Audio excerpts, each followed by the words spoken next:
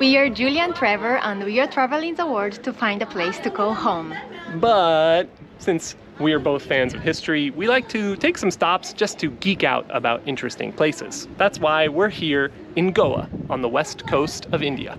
The sailor Vasco de Gama arrived in India just a little bit south of here, about 200 kilometers or so, and making Portugal the first European nation to arrive in India by sea. It wasn't until about 1510 when they arrived here in Goa specifically. There were some attempts to build colonies and interact with the locals further south and further north, but none of them were quite as successful. See, Goa here is a little bit special. Goa became one of the hearts and capitals of the Portuguese settlements here in Asia. The Portuguese rule here in Goa lasted about 450 years, and they've left behind a lot of evidence of their time here. Things like architecture, food, culture, language, and probably the biggest physical symbol of that is behind me here. This is Aada Fort.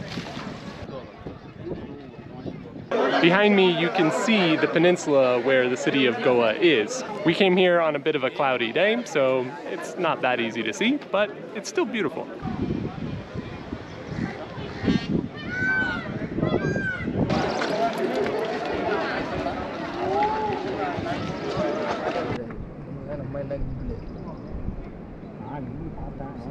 To see the lower part of the fort, you have to actually go outside and come back down around.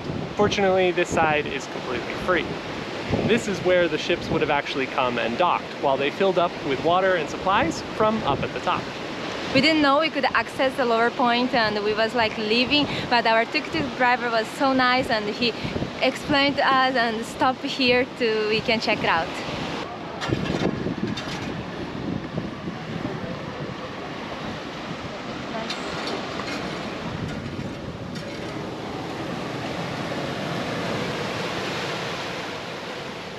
The Portuguese would use their base here to spread their influence around India and the Indian Ocean, including places like Bombay, Sri Lanka, and making allies with some of the local kingdoms, like Vijayanagara.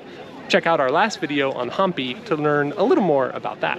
The fort here would remain in operation for at least a few hundred years, especially the lighthouse. But the Portuguese presence here lasted for quite a bit longer, well into the modern day, in fact. Today here is Indian Independence Day, August 15, so it's a lot of people in the fort, but not so crowded because the fort is really big and the people spread. Goa would eventually become one of the longest lasting colonies in all of Asia, and one of Portugal's most important ones. It remained neutral during World War II, and eventually was taken over by the Indian government, but not on Independence Day, like most of the country. Eventually, after a battle in December of 1961, Portugal unconditionally surrendered the entire area to the new Indian government. This ended 450 years of colonial rule by the Portuguese, but it wasn't really the end of Portugal's story here in Goa. The Portuguese influence here remains incredibly strong and affects everything from the architecture to the food and even the language to a certain degree. Beautiful European-style buildings, like the one behind me, can be found all over the city, and every little corner you walk down has a little touch of Portugal or Portuguese style. Things like the tiles decorating houses or the names of the roads and buildings all trace back their roots a little bit to the Portuguese settlement.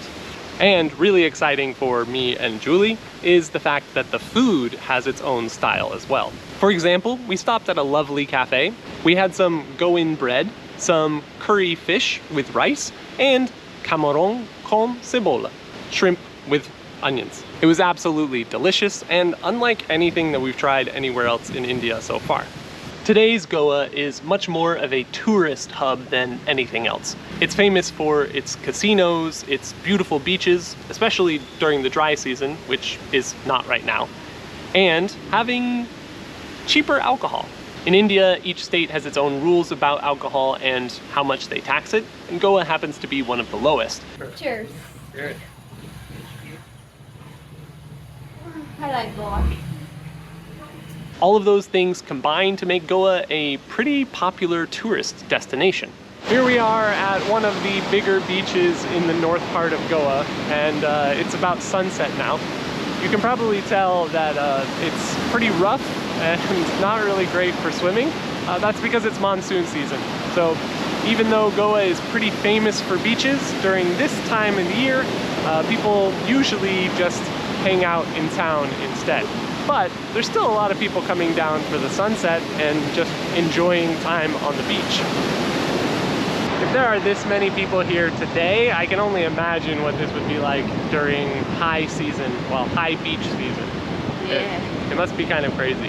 Yeah, I see some pictures and videos. It's like full of people here enjoying the summer. So even though we can't go in the water, maybe it's kind of a good time to come. I think more relaxing, less people.